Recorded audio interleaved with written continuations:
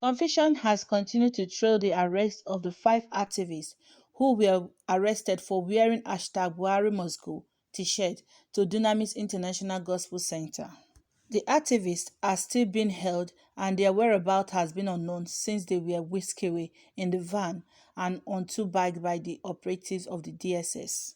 A delegation led by the human rights activist Sowore has on Monday afternoon met with the senior pastor of the church, Pastor Enenche, who told them that the activists were arrested and detained by the DSS operatives, but not by the church security men.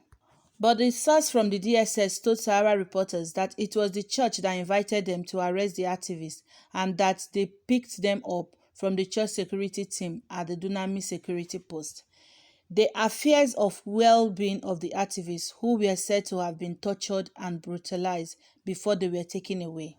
The activists have not been allowed to have access to their lawyers and family since they have been held. Meanwhile, efforts by Sahara reporters to get reactions of the DSS spokesperson, Peter Afwanya, to the issue was unsuccessful as his mobile phone line was switched off.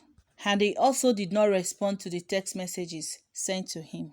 A human rights lawyer, Enenche, has faulted the arrest of the activists, saying that they committed no offense to law. He described their arrest as callous, illegal, and one that has no legal base and justification.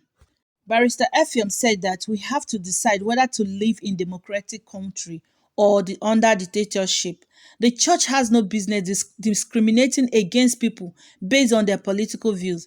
If those activists wore the t-shirt with the inscription Buhari Beyond 23, would they have been arrested? I wonder.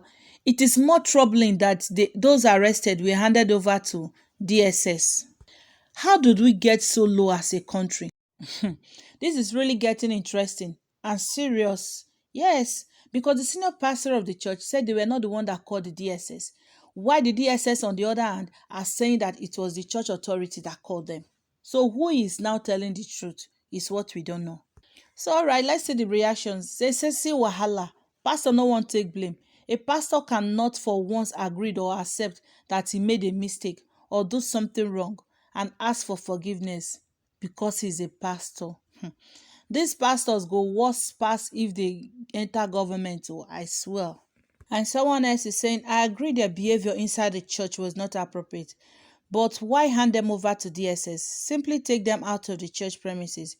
If they forcibly try to enter back or even come back again another day, then rightfully call the police since they will be trespassing as you don't want them in your premises. But you handing them over straight to DSS is not the right and appropriate thing to do. Let's be frank. Tell me, what serious state security offense have they committed against Nigerian state to warrant handing them over to DSS? The church should learn to do the right and appropriate thing.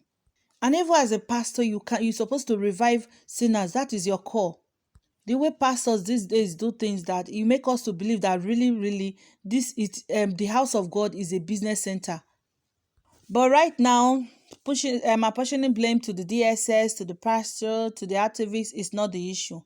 The issue now is that the guys have been arrested and have not been released, which is bad because they did not commit any offense. Or what do you guys think? Please, I would like to hear from you. Thanks for stopping by.